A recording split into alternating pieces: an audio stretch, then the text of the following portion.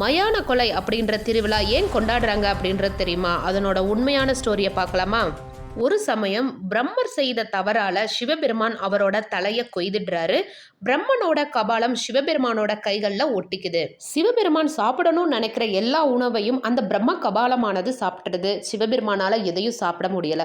ஒரு பிச்சாடனரா ஊரெல்லாம் சுத்துறாரு. இறுதியில மேல்மலையனூர் மயானத்திற்கு வராரு. தன்னோட கணவரோட கஷ்டத்தை போக்கணும் அப்படின்றதுக்காக பார்வதி தேவி அங்காள பரமேஸ்வரியா அவதாரம் எடுக்கிறாங்க.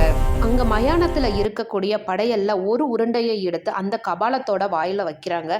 அந்த கபாலமானது அந்த உணவை சாப்பிட்டுருது. அடுத்த ஒரு உருண்டையை எடுத்து அந்த கபாலத்திற்கு கொடுக்கிற மாதிரி கொடுத்துட்டு கீழே போட்டுடுறாங்க. அந்த கபாலமானது அந்த உணவை நம்ம சாப்பிடணும் அப்படின்றதுக்காக சிவபெருமானோட கைகள்ல இருந்து அந்த கபாலம் கீழே விழுந்துடுறது. கீழே விழுந்த அந்த கபாலம் மீண்டும் சிவபெருமானோட கைகள்ல ஒட்டிடக்கூடாது அப்படின்றதுக்காக அங்காள பரமேஸ்வரி ஆக்ரோஷமா ஆங்கார ரூபினியா மாறி அந்த கபாலத்தை தன்னோட கால்களால மிதிச்சு எரிச்சிடுறாங்க. அதுக்கப்புறம் தான் சிவபெருமானோட பிரம்மஹஸ்தி தோஷம் அகன்றது அப்படின்னு சொல்றாங்க.